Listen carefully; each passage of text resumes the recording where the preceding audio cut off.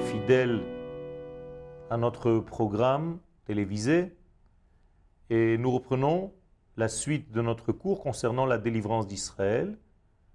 Et la fois précédente, nous avons vu le secret de l'attente de la délivrance. Nous avons expliqué que cette attente était en réalité associée à une vision des choses, à une capacité à voir les événements lorsque ces événements s'habillent dans la concrétisation de la vie, dans les événements naturels de notre vie. C'est-à-dire que même si au niveau de mon idée de ce que devrait être la délivrance, je suis entre guillemets déçu, eh bien il faut dépasser cette déception parce que la délivrance d'Israël s'habillera, et surtout notre délivrance actuelle, dans des événements très naturels. Et il va falloir donc avoir les yeux nécessaires, la façon nécessaire, les lunettes nécessaires si vous voulez, pour décoder qu'il s'agit bel et bien de la délivrance et que nous ne sommes pas en train de nous raconter des histoires, que nous sommes véritablement en train de vivre l'histoire de la rédemption du monde, du dévoilement de Dieu dans ce monde, à travers le canal Israël.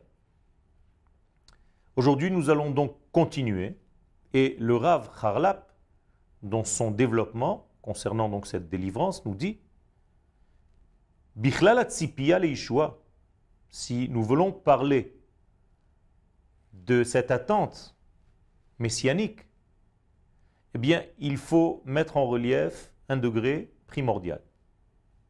Lehakir ou lehaamin kiriuim hema Israël lehigael bechol sha'a vesha'a. Il faut avoir la conviction, la certitude que le peuple d'Israël mérite d'être libéré à chaque instant. Autrement dit, pour attendre la délivrance d'une manière active, concrète, et que cette attente soit une attente positive, eh bien, elle doit être accompagnée, cette attente, par la certitude que nous méritons, que le peuple d'Israël est dans une situation méritante pour avoir cette délivrance. Car si nous n'avons pas cette certitude concernant notre nation, ça veut dire que nous attendons une délivrance qui n'a aucun rapport avec la réalité dans laquelle nous vivons. Si je n'ai pas conscience que le peuple d'Israël d'aujourd'hui est capable de dévoiler, d'être le porteur du message divin sur terre, mais je ne peux pas être quelqu'un qui active cette délivrance, car moi-même je n'y crois pas. Moi-même je ne vis pas à ce niveau-là. Donc le Rav nous dit que l'une des conditions de cette délivrance, c'est d'avoir la certitude que le peuple d'Israël est bel et bien méritant. She'af imrabim hem alikuim. Et ceci, malgré le fait que si nous regardons la réalité, nous pouvons voir ici et là, et parfois beaucoup de difficultés et de choses qui pourraient nous faire arriver à une conclusion que nous ne sommes pas du tout dans une période de délivrance, dans une période messianique. Autrement dit, si nous voyons avec les yeux de l'extérieur, avec la face superficielle de la vie, on peut arriver à des conclusions exactement inverses. Nous ne sommes non seulement pas dans une période de délivrance, mais nous sommes en train de nous enfoncer de plus en plus dans un exil noir qui n'a pas de lendemain. Eh bien, le Rav nous dit que même lorsque, à tes yeux, il paraîtra que le peuple d'Israël est apparemment loin de son degré de dévoilement, que le peuple d'Israël n'est pas véritablement méritant par rapport à ses actions de ce domaine messianique, Mitzad achutz, sache que tout ceci est vrai, mais seulement au niveau superficiel. Teorim venekiim hem mitzad apnim, car du côté intérieur, du côté de l'intériorité, du côté de la neshama de la nation d'Israël, cette nation d'Israël est pure, cette nation est limpide, cette nation est propre et elle est capable et elle peut dévoiler la lumière divine à cette époque. Autrement dit, il y a ici quelque chose de difficile à concevoir. Nous avons ici une vision superficielle, extérieure, face à une capacité de voir les choses avec des yeux de l'intérieur. Et si nous ne savons pas faire le lien, eh bien, ce qui est visible au niveau extérieur peut être trompeur et nous pouvons arriver à des conclusions donc néfastes et négatives par rapport à la délivrance. Et donc vous allez avoir des gens qui vont dire nous ne sommes pas du tout dans une période de délivrance, mais regarde ce qui se passe autour de toi, mais tu rêves. Eh bien là, le Rav est en train de nous enseigner, cet enseignement est pris et repris des textes de la Kabbalah, du Zohar HaKadosh, plus précisément dans les Tikkuné Zohar, un livre donc des Tikkunim, des 70 arrangements du Zohar, au numéro 60. C'est-à-dire le Tikkun Samer nous dit les choses suivantes, je cite en araméen et je traduirai en français. Dara de Ikveta de Meshicha, sache que la génération des talons messianiques, c'est-à-dire la génération du dévoilement messianique, Tav Milegav sera beau et bon dans son intériorité,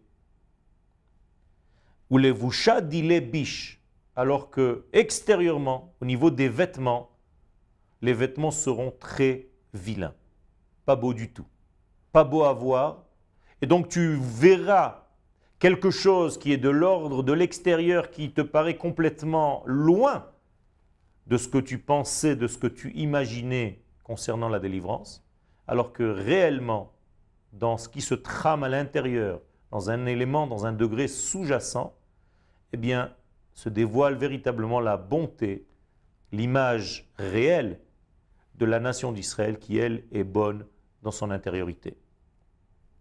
Sheim lo makirim bazeh, et le Rav conclut, si nous n'avons pas conscience, si nous n'avons pas l'acceptation de ce secret, si nous ne comprenons pas que c'est comme ça que la structure sera au moment du dévoilement messianique à la fin des temps, eh bien, chaque heure que tu n'auras pas cette évidence en toi, tu ne pourras pas croire ni faire en sorte de faire avancer le processus à ton niveau. C'est-à-dire que la délivrance, au moment où tu te dis que la génération n'est pas méritante de l'avoir, eh bien effectivement, c'est comme si tu bloquais toi-même par cette pensée tout le processus de s'avancer.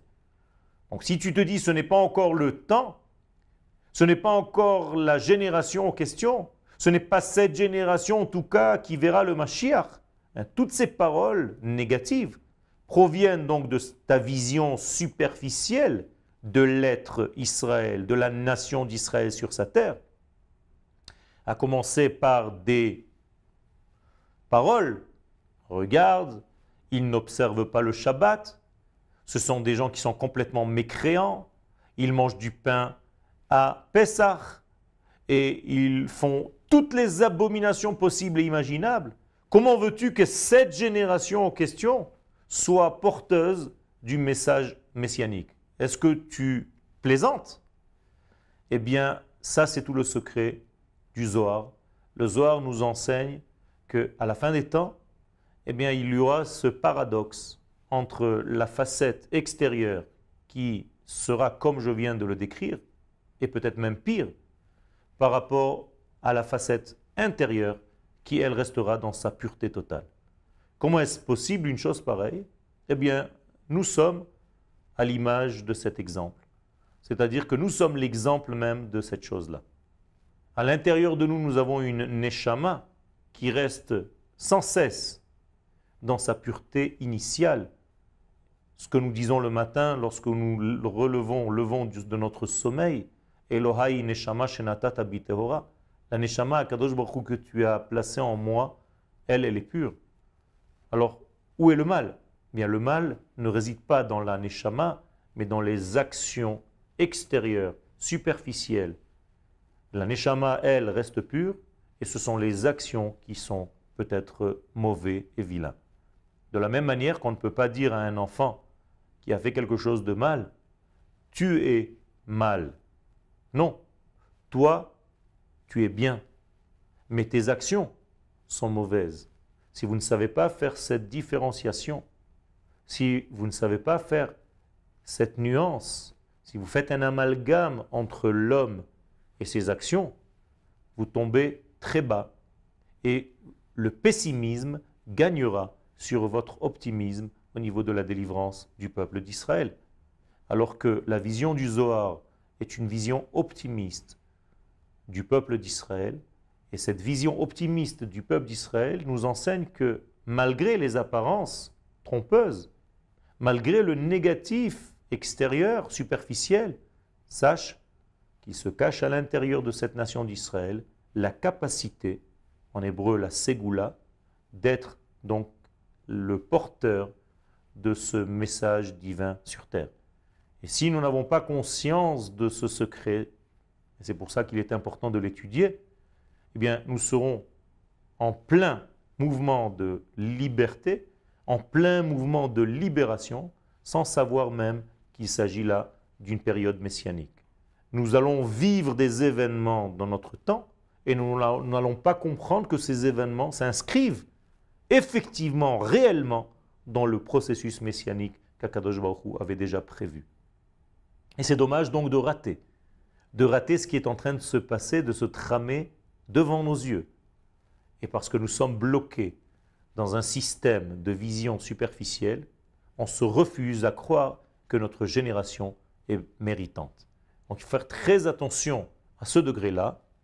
La Chen Yesh Leha Amik, et le Rav nous donne le remède pour ne pas tomber dans cette erreur.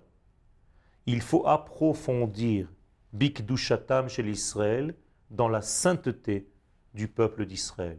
Je le dirai avec mes mots, il faut approfondir l'étude même de l'identité Israël au niveau de sa neshama. Il faut approfondir dans les textes qui enseignent la qualité intérieure de la neshama d'Israël. Et si vous n'étudiez pas ces textes, Moraï Verabotai, si la plupart de votre étude ne s'adresse qu'à la partie superficielle de la Torah, autrement dit, de comment faire les choses au niveau de la halacha, chose primordiale, mais qui ne peut pas être sur le compte de l'étude approfondie de qui nous sommes, quelle est notre identité au niveau de la nation d'Israël. Eh bien, malheureusement, c'est une Torah qui ne peut pas vivre normalement parce qu'elle va être nerveuse. Ça va être une Torah d'hommes et de femmes très nerveusement religieux qui ne savent pas en réalité entrevoir avec douceur et intelligence, avec sagesse et délicatesse, la véritable Neshama qui vit et qui nous fait vivre à l'intérieur même de la nation d'Israël. Donc il faut approfondir, Ve'omek zechutam, et lorsqu'on approfondit, on arrive à voir qu'au fin fond de notre être intérieur, au plus profond de nous-mêmes, Re'uim tamid legeula, nous sommes aptes tout le temps à la délivrance, tout simplement parce que nous avons été créés avec cette puissance. Nous avons été dotés de cette qualité d'être les porteurs, d'être ceux qui sont capables de dévoiler le divin sur terre. Donc ça ne dépend même pas de nous, mais ça dépend aussi de nos actions. C'est vrai, mais à l'intérieur de nous-mêmes, nous sommes purs et saints. Il faut croire dans cette bonté intérieure pour faire en sorte, et là, bien entendu, la correction doit se faire, que nos actions changent. Je reviens à l'éducation. Si je crois en l'enfant, si je ne lui dis pas tu es mal, mais ce que tu as fait est mal, je lui enseigne en réalité que lui est bon et que ses actions ne correspondent pas à sa bonté intérieure. Donc je dois tout simplement corriger le tir et lui dire tu devrais faire en sorte que tes actions extérieures soient correspondantes à ce que tu es à l'intérieur de toi-même. Que tes actions soient le reflet de ce que tu es dans ton identité la plus profonde. Et lorsque tu reviendras à toi-même, eh bien l'intériorité de ton être sera exactement comme l'extériorité de ton être, c'est-à-dire que ton être et ton paraître seront identiques. À ce moment-là, tu auras en réalité atteint le degré de cette plénitude qui va de plus en plus en avançant, même si tu n'es pas entier, tu vas vers cette plénitude, tu avances vers cet infini. Donc ça, c'est tout le message. Comment voir, comment entrevoir et comment regarder, comment faire face à la nation dans laquelle je vis, au temps dans lequel je vis, et est-ce que je dois considérer que le temps est un temps messianique ou est-ce que je dois me refuser parce que mes yeux voient autre chose dans l'apparence. Et sache qu'à chaque heure qui est passée et que le peuple d'Israël n'a pas été libéré de ses exils, Enze, ce n'est rien d'autre qu'à cause de Kavshe derachamana ve'en lecha reshut leharer bazeh. Ce n'est pas parce que le peuple n'est pas méritant, c'est parce que tout simplement Akadosh Baruch Hu veut mûrir encore le processus et toi tu n'as pas le droit de tirer des conclusions hâtives, négatives concernant ta nation. Non seulement tu fais du lachon hara sur le peuple d'Israël, chose insupportable aux yeux de l'Éternel, mais en plus de cela, tu te trompes parce que tu n'as pas la vision profonde de l'étude. Ce qui nous donne ce secret-là, c'est donc un approfondissement de l'étude de la Torah dans le sens secret, c'est-à-dire dans le sens global, car secret en hébreu est équivalent à global. Une étude secrète, donc une étude globale, c'est une étude qui peut nous faire voir les choses dans leur véritable existence. Toda Rabba.